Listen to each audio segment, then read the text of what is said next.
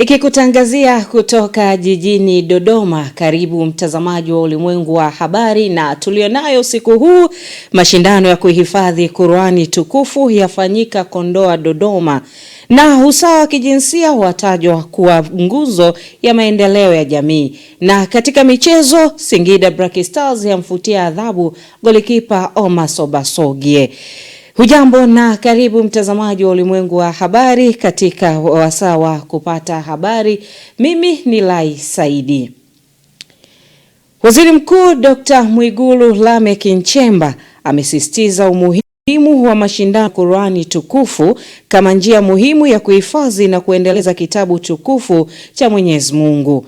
Akizungumza leo Machi 7 katika mashindano ya kuhifadhi Qur'ani tukufu yaliyofanyika katika kijiji cha Bukulu, Kondoa, mkoani Dodoma, waziri mkuu amewataka washiriki na wananchi kwa ujumla kuendelea kutumia majukwaa ya mashindano ya Qur'ani kuhamasisha upendo wa kuhifadhi Qur'ani kichwani sambamba na kuishi kwa vitendo katika maisha ya siku zote. Nimejumuika hapa kwa ajili ya kushuhudia mashindano ya 9 ya kuhifadhi Qur'ani tukufu hapa wilayani Kondoa. Mashindano haya ya kuhifadhi Qur'ani ni miongoni mwa juhudi muhimu za kulinda na kueneza na kuendeleza kitabu kitukufu cha Mwenyezi Mungu. Tumeambiwa hapa na Sheikh Mkuu wa mkoa, tangu Qur'ani ilipoteremshwa kwa Mtume Muhammad ilihifadhiwa katika namna mbalimbali, ikiwemo njia ya maandishi na njia ya kuwekwa katika vifua vya wanadamu. Leo kupitia mashindano haya mmetekeleza, yaani kwa kuhifadhi Qur'ani kichwani. Tumswalie Mtume. Hongereni sana. Ndugu washiriki na wananchi wote, shehe wetu ametukumbusha pia pale aliposema, Mungu aliposema katika sura ya 15 Surat Al-Hajri aya ya 9, ninanukuu: hakika sisi tumeiteremsha Qur'an na hakika sisi ndiyo tutakao ilinda. Hivyo mashindano haya ni ushahidi wa ahadi hii ya Mwenyezi Mungu, kuwa ahadi ya Mwenyezi Mungu ni za haki. Hili ni jambo kubwa, na watoto wetu hawa nilikuwa na waangalia usoni, nikawa naona si tu kwamba wanashindana mbele yetu, nilikuwa naona kwamba kweli wamehifadhi. Nilikuwa narudia kumuuliza mheshimiwa mbunge pale, hii imewachukua muda gani? Tulipoambiwa zile za mwanzo nikajua itaishia labda ya 3, ya 5, nikasikia 10. Nikajua tunaishia hapo, nikasikia 20. Nikadhani tunaishia hapo, nikasikia 30. Takbir!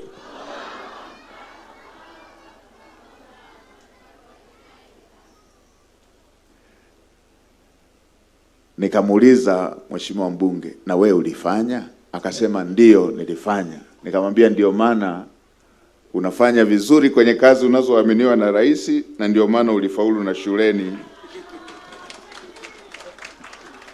Niwahakikishie, serikali inathamini sana na inatambua kazi kubwa inayofanywa na madhehebu mbalimbali ya dini, na itaendelea kutoa ushirikiano wa kutosha wakati wote kuhakikisha masuala ya ibada yanaendelea kuheshimiwa. Hafla hiyo imehudhuriwa na viongozi mbalimbali wa dini, wazazi na washiriki wa mashindano hayo kutoka sehemu tofauti za nchi, ikionyesha ushirikiano wa karibu kati ya serikali, jamii na mashirika ya dini katika kuendeleza elimu ya Qur'an. Mwenyekiti wa halmashauri ya wilaya ya mkoani Mbeya, Aidani Haule, amesema kuwa msingi wa maendeleo ni kuhakikisha haki inatolewa kwa usawa katika nyanja zote, jambo ambalo linasaidia kupunguza migogoro inayoweza kujitokeza katika jamii. Taarifa zaidi na mwanahabari wetu. Akifungua kikao cha kwanza cha kitaifa cha wadau wa zao la kakao kutoka mikoa ya Mbeya, Songwe, Morogoro na Tanga, kilichoandaliwa na Mamlaka ya Udhibiti wa Nafaka na Mazao Mchanganyiko COPRA kwa lengo la kujadili mustakabali wa zao hilo nchini, mkuu wa mkoa wa Mbeya Beno Malisa amesema ni muhimu kutafuta suluhu ya kutatua changamoto hiyo. Tunafahamu changamoto ya bei ni tatizo la kidunia, na tutumie kikao hichi sasa kujadiliana na kuulizana nini jukumu letu sasa pale ambapo bei imeshuka. Tufanye nini kakao yetu bado iwe na bei nzuri regardless ya changamoto za soko la dunia.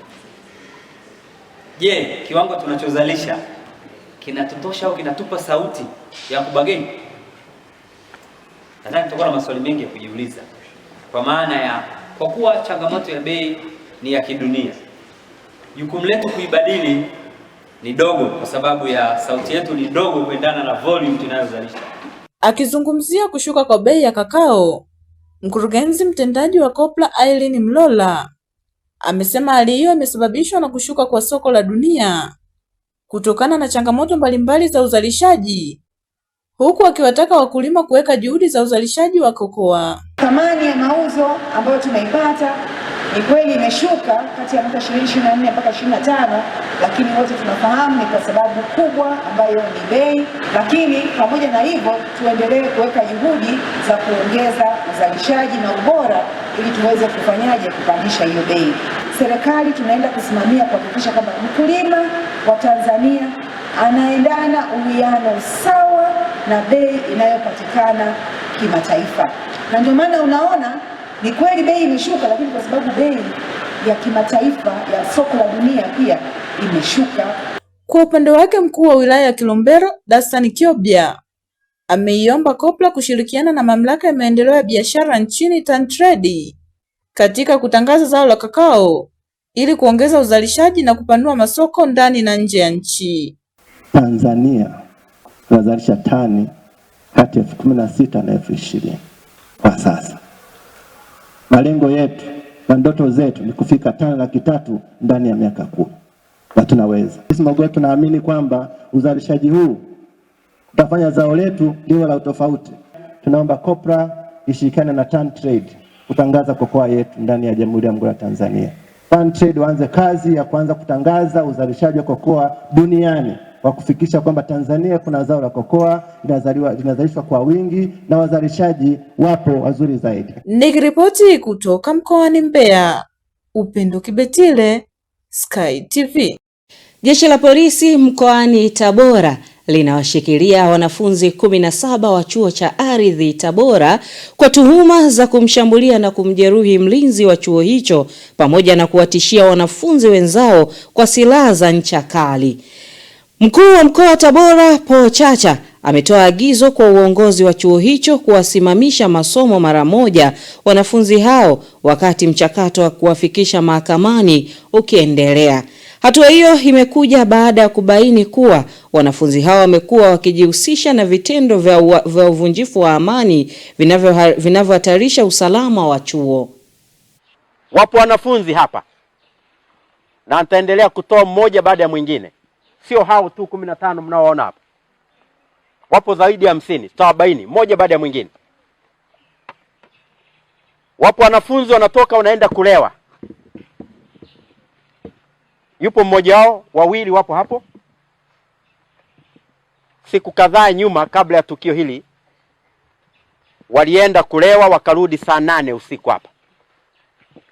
Wakapigana na mlinzi pale. Wakabomoa na ukuta. Wakaenda bwenini, wenzao wamelala, wakawaamsha waamke. Wakiwa wameshikilia kisu, asipoamka atamchoma kisu. Huyo sio mwanafunzi. Huyo ni jambazi. Na hatukai na jambazi katika mazingira haya. anastahili polisi na jela. Mnanielewa wanafunzi? Hatukai na jambazi hapa. Sasa maelekezo ni haya. Hili jambo lio la mwisho, hao tutadili nao kwa utaratibu wa kipolisi. Hakuna mchezo wa kuchezea maisha ya mtu.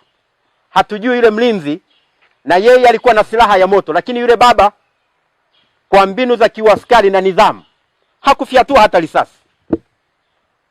Angeamua kujihami na risasi, tungekuwa tunazungumza nini hapa leo? Lakini hakuchukua bunduki yake, alipigwa akiwa ameshikilia bunduki. Na yeye sijui ni kabila gani yule baba. Nimemwambia mkuu wa wilaya kukanyaga Tabora, hawa vijana hawa watakuwa wanakuja kuhudhuria kesi mahakamani. Habari yao imeishia hapo. Na ambaye haamini yeye mwingine leo afanye hapa. Ni polisi, mahakamani, nyumbani kwenu, habari imeishia hapo. Mkuu wa chuo na utaratibu nimemwambia aite bodi ya dharura wafanye kwa utaratibu, lakini hiyo haizuii kuwafikisha polisi na mahakamani. Nimesema wale waliokosea wote waondolewe hapa haraka. Hatuwezi kufuga majambazi hapa. Leo wamefanya kwa mlinzi, kesho ni kwako. Lakini siku ile yule mlevi, wale vijana wasingeamka, alikuwa ameshikilia kisu. Anacho mkuu wa chuo amenionyesha hapo. Atatuambia alikitoa wapi. Tunataka uwe na kalamu, kitabu na daftari pale bwenini. Yeye ana visu kwenye tranka lake. Huyo ni mwanafunzi. Kwa hiyo atatueleza na ataeleza vyombo vya dola. Leo tunashuhudia wenzetu jambo ambalo limetokea, na maamuzi yanayokwenda kufanyika manake yanamgusa mmoja mmoja. Ataondoka kama alivyokuja, lakini pengine wakati wa kufanya tukio tunahamasishana na kufanya kama mob.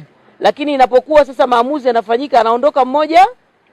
Kwa hiyo ni vizuri sana kuzingatia kile jambo ambalo limekuleta hapa katika chuo na sio kujiunga na makundi mengine yasiyofaa. Uongozi wa chuo kwa kupitia kamati ya nidhamu, lakini pia kwa kupitia mkuu wetu wa chuo, ambacho kimefanyika ni sahihi, na katika mahojiano na katika kamati zote za nidhamu, na mimi rais pia ni mjumbe, tumebahatika kukaa nao wote, tumewahoji na kila mtu alikiri kile kitu amefanya. Kwa hiyo ni sahihi na hatua ambazo zimechukuliwa kama na chuo na yenyewe ni sahihi. Mtazamaji, unaendelea kutazama Ulimwengu wa Habari kutoka hapa Sky TV, na tulionayo siku huu, wanawake 28 mkoani Geita wainuliwa kiuchumi kupitia mitaji. Karibu tena mtazamaji wa Ulimwengu wa Habari kutoka hapa Sky TV. Mimi ni Lai Saidi.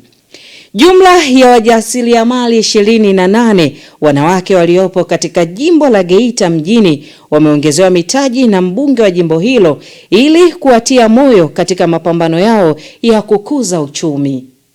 Ni katika ukumbi wa Gedeko mkoani Geita, mahala ambapo limefanyika kongamano kubwa kuelekea siku ya wanawake duniani Machi 8 mwaka 2026.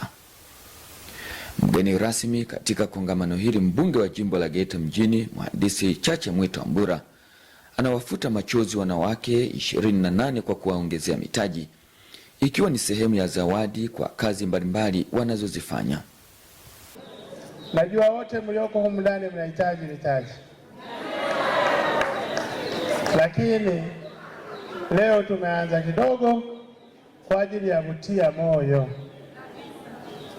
Inawezekana kabisa wewe unahitaji sana kuliko aliyopewa leo, lakini Mungu ameamua huyo ndio apate leo.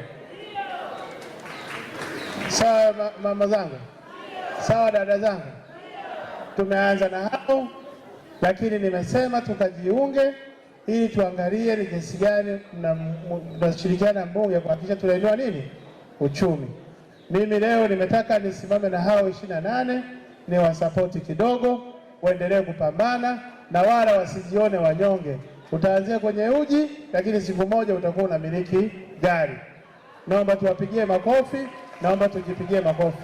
Kwa hiyo zamu nyingine tutakuwa na watu wengine, tuendelee kutiana moyo. Kupitia kongamano hili, mkurugenzi wa shirika lisilo la kiserikali la Kivulini anatumia jukwaa hili kuwakumbusha wazazi juu ya malezi ya watoto katika ulimwengu wa sasa. Sasa hivi kutokana na changamoto za mmomonyoko wa maadili, tupate muda wa kuogesha na kukagua watoto wetu angalau mara 2 kwa wiki. Unakuta mtoto kalawitiwa mpaka njia ya haja kuu ilisha haribika, mama uko bize. Kwa hiyo niwaombe sana, lakini kingine, ndugu zetu tunawapenda. Sasa hivi sio salama sana kuacha watoto wako wakalala na ndugu. Changamoto za sasa ni shida kweli, awe dada yako awe kaka yako. Visa vinasikitisha vingi sana. Kwa hiyo niwaombe sana, unaitafuta pesa, unakwenda kanisani, unakwenda msikitini kutafuta pepo, lakini kama mwanao atakuwa ameharibikiwa, wengi kwa imani hatutaiona pepo, kwa sababu mtoto atakuvuta kwamba Mwenyezi Mungu usimpeleke huyu, aliniacha nikawa mvuta bangi. Mwenyezi Mungu usimpeleke huyu, aliacha nikalawitiwa. Kwa hiyo niwaombe sana, pamoja na ubize wa kipato tulionao, kwa mazingira tulionayo sasa hivi, changamoto za malezi na ulinzi wa watoto tuupe kipaumbele. Kongamano hili kubwa la wanawake limefanyika katika ukumbi wa Gedeko katika halmashauri ya manispaa ya Geita, huku likiambatana na mashindano ya baiskeli na mshindi wa kwanza katika mbio za baiskeli akiwa ni Mtanzania mkazi wa Geita, akifuatiwa na raia wa Peru. Michael Francis Bundala, Sky TV. Wanawake wametakiwa kutokata tamaa katika safari ya uongozi, badala yake wameshauriwa wajiendeleze na kuwa tofauti zaidi. Tupate maelezo zaidi. Wito huo umetolewa jijini Dar es Salaam na mwenyekiti wa bodi ya benki ya CRDB Profesa Neema Mori wakati akizungumza kwenye maadhimisho ya siku ya wanawake duniani iliyojumuisha wafanyakazi na wateja wa benki hiyo, ambapo amesema mwanamke ni kiongozi mahali popote pale alipo, hivyo hapasi kukata tamaa. Tumekutana hapa kukumbushana, lakini zaidi kupeana moyo kwamba mwanamke ni kiongozi anayeweza, asikate tamaa, atafute kujiendeleza na kuwa tofauti zaidi, kwa sababu kiongozi si lazima tu uwe na nafasi, unaweza ukaongoza kutoka kwenye nafasi yoyote uliopo.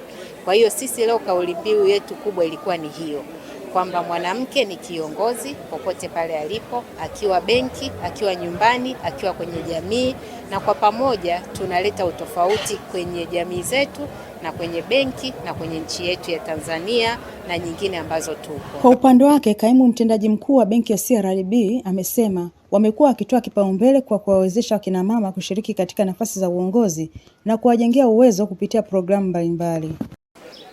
Kwa CRDB wanawake ni kundi maalum hasa katika mchango wa utendaji na matokeo ya CRDB tunayoona leo. Kwetu CRDB tunajua segment ya kina mama imekuwa na changamoto ya ushiriki katika ujumuishi wa kifedha au kushiriki katika uchumi. Kwetu sisi CRDB tuna kitengo maalum ambacho kinasimamia kuwawezesha wakina mama kushiriki katika uchumi kwa kuwapa mitaji, lakini kuwajengea uwezo, kuwafundisha namna ya kuendesha biashara, nidhamu ya kifedha. Jamii yetu imeacha wanawake nyuma. Tuliamua kuweka mkazo mkubwa sana wa kipekee wa kuwajengea uwezo wanawake ili waweze kupata confidence, lakini pia na kuweza kupata ufahamu mkubwa zaidi wa kuweza kupambania ndoto zao. Mwaka huu tumeseti kwa kweli enough budget na tunataka tuzidishe kiwango cha mwaka jana cha mafunzo kwa wanawake, wanaume na watoto. Sisi banki yetu asilimia kubwa ni vijana, yani asilimia 70 kushuka ni vijana ambao wana miaka 40 kushuka.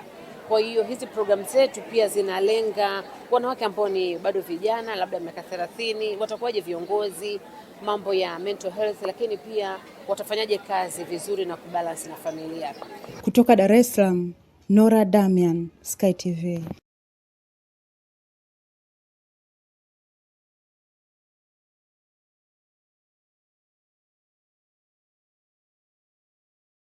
Mkuu wa mkoa wa Mbeya Beno Malisa amewataka wadau wa zao la kakao nchini kujadili kwa kina hatua za kuchukua ili kukabiliana na changamoto ya kushuka kwa bei ya zao hilo katika soko la dunia. Ripoti ya mwandishi wetu inafafanua zaidi. Akizungumza kwenye maadhimisho ya wiki ya wanawake katika halmashauri ya wilaya ya Mbeya, Aule ambaye ni mgeni rasmi amesema mwanamke anapaswa kupata haki zote na kuwa mnufaika kwenye masuala mbalimbali ikiwemo uchumi. Dira 2020-2050 inategemea uwezo wa jamii kutumia vipaji vya watu wake wote, hasa wanawake, ambao haki za wasichana katika nyanja za sayansi, teknolojia na uongozi ni nguzo muhimu. Hivyo kauli mbiu hii ni agizo la utekelezaji kwa serikali, sekta binafsi na asasi za kiraia kuhakikisha kuwa sera zote za maendeleo zinazingatia jinsia ili kujenga jamii yenye usawa na amani. Aidha, kauli mbiu hii inatoa wito wa mabadiliko ya kifikra kutoka kwenye dhana ya kutoa misaada kuelekea kwenye uwezeshaji wa kisheria na kiuchumi unaohakikisha kwamba mwanamke anakuwa mshiriki na mnufaika mkuu wa maendeleo ya teknolojia na kiviwanda yanayotarajiwa kufikiwa mwaka 2020-2050. Awali akisoma risala kwa niaba mkuu wa division ya maendeleo ya jamii halmashauri ya wilaya ya Mbeya Agnes Elikunda, Gift Kayungaya amesema wanawake hawapaswi kuachwa nyuma ili kuwa na maendeleo. Maendeleo jumuishi hayawezi kupatikana ikiwa makundi yaliyoachwa nyuma hivyo. Kuwekeza kwa wasichana leo kupitia mifumo ya kisheria na kijamii inayolinda utu wao kunatengeneza msingi imara uongozi na uvumbuzi utakaohitajika katika miongo mitatu ijayo. Mgeni rasmi, tunaishukuru halmashauri ya Mbeya kupitia idara ya maendeleo ya jamii na wadau mbalimbali ambapo kwa wiki ya maadhimisho wamekuwa wakitoa mafunzo mbalimbali kupitia mikutano ya hadhara na kukutana na makundi mbalimbali ya wanawake ili kuwajengea uwezo wa namna ya kujiongezea kipato kupitia shughuli mbalimbali za kiuchumi, yaani ujasiriamali, mafunzo ya uendeshaji na uimarishaji wa vikundi pamoja na masuala ya malezi kwa watoto. Baadhi ya wanawake waliohudhuria kwenye hafla hiyo wameishukuru serikali kwa namna inavyoendelea kuwasaidia kuwapa mikopo ya 10% inayotolewa na halmashauri. Mikopo tunajishughulisha na ujasiriamali ambao tunanunua mazao na kuuza nafaka. Kwa tunaenda kijijini tunanunua, pia tuna ofisi zetu ambazo zipo sehemu mbalimbali. Mikopo ya 10% imetunufaisha sisi pamoja na familia zetu kujikwamua kiuchumi. Tunalea watoto, tunasomesha watoto, tunaishukuru serikali sana. Isiishie hapa tu, tunaomba izidi kutusaidia. Nikiripoti kutoka mkoani Mbeya, Upendo Kibetile, Sky TV. Mtazamaji, tupate mapumziko mafupi. Tutakaporejea tutakuwa na mkusanyiko wa habari za michezo.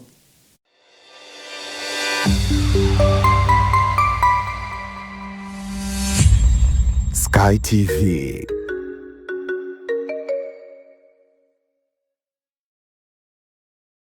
Sky TV inakukaribisha mfanyabiashara, mjasiriamali, taasisi na mashirika mbalimbali kutangaza biashara yako kwa gharama nafuu. Sky TV itafurahi kuwa sehemu ya kufanikisha ndoto yako ya kukua kibiashara. Karibu utangaze nasi ili kuwafikia wateja wengi kutoka maeneo mbalimbali ndani na nje ya nchi. Kwa maelezo zaidi, wasiliana na mkuu wa kitengo cha masoko kupitia simu namba 0673 33 61 99 au 0794 96 3336. Wakati wa kukua kibiashara, taasisi au shirika lako ni sasa. Changamkia fursa hii.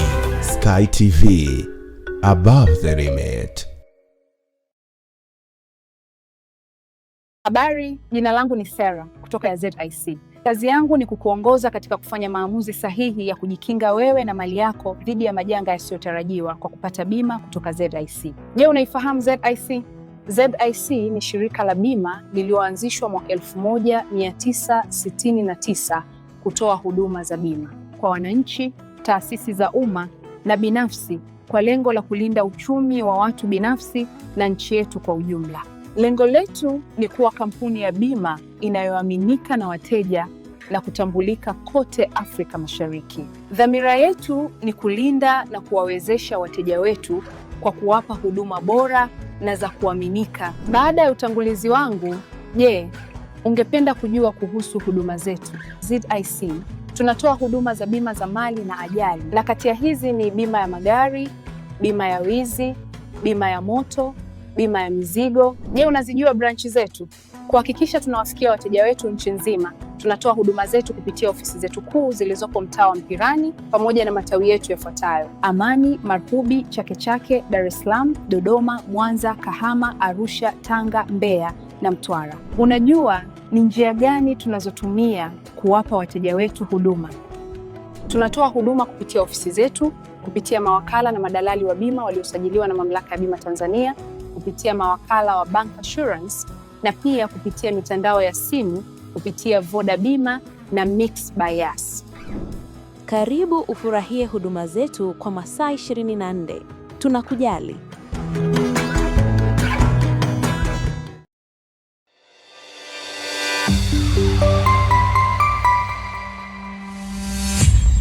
Sky TV.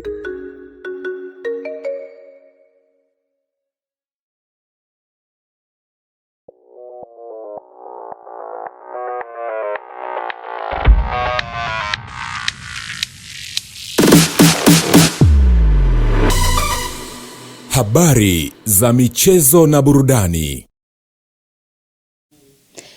Karibu tena mtazamaji wa Ulimwengu wa Habari. Sasa ni wasawa kuelekea viwanjani kwenda kufahamu taarifa za kimichezo. Klabu ya Singida Black Stars kutoka mkoani Singida imetangaza rasmi kumrejesha kikosini kipa wao namba 1 raia wa Nigeria Omas Obasogie baada ya kuvunja adhabu yake ya kufungiwa kwa miezi 3.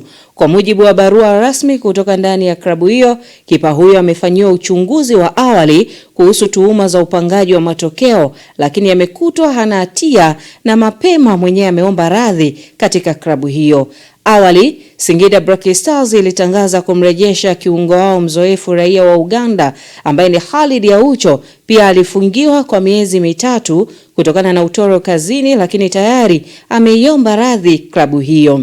Nyota hao wawili walifungiwa Februari 27 mwaka huu, siku moja baada ya kupata sare ya bao 1-1 dhidi ya Namungo FC kwenye uwanja wa Majaliwa wilayani Luangwa mkoani Lindi, na wamekosa mchezo dhidi ya Coastal Union pamoja na Yanga. Kurejea kwa nyota hao kunaashiria kumalizika kwa sakata hilo, na sasa rasmi watakuwepo katika mchezo wao ujao dhidi ya Simba, ambapo mchezo utapigwa Machi 11 mwaka huu kwenye uwanja wa Airtel Stadium mkoani Singida. Kufungiwa pia kwa nyota hao na kurejea kwao bado kunaacha maswali kwa wapenzi wa kandanda kuona kama walipangwa pia wakose mchezo wa Yanga na umewahi pia mchezo wa Simba, hasa kutokana pia na ubora wao kikosini. Kwingineko ni kuhusiana na mwenyekiti wa shirikisho la michezo la mashirika ya umma, taasisi na makampuni binafsi Tanzania Shimuta, Bi Roselyn Masam amekabidhi rasmi sera ya michezo kwa wafanyakazi, lakini pia kwa katibu mtendaji wa Baraza la Michezo la Taifa BMT Bi Neema Mthita, yenye lengo la kuimarisha sekta hiyo kwa wanachama wake kote nchini. Bi Masam amesema hatua hiyo inalenga kuongeza ushirikiano kati ya BMT na Shimuta katika kukuza na kuratibu michezo mahala pia pakazi kwa wanachama wa shirikisho hilo na kuimarisha ustawi wa wafanyakazi kupitia michezo kama nyenzo ya afya, mshikamano, kuongeza tija kazini pamoja na kuongeza ajira, hivyo kuchochea maendeleo nchini. Akipokea sera hiyo, Bi Msita amewapongeza Shimuta kwa hatua hiyo nzuri na kuongeza kuwa BMT ndio taasisi ya serikali yenye dhamana ya kusimamia sekta ya michezo nchini iliyoundwa kwa mujibu wa sheria namba 12 ya mwaka 1967 sura ya 49. Hivyo ni wajibu wake kuhakikisha michezo yote inatekelezwa kwa kuzingatia miongozo, kanuni na sheria za michezo nchini.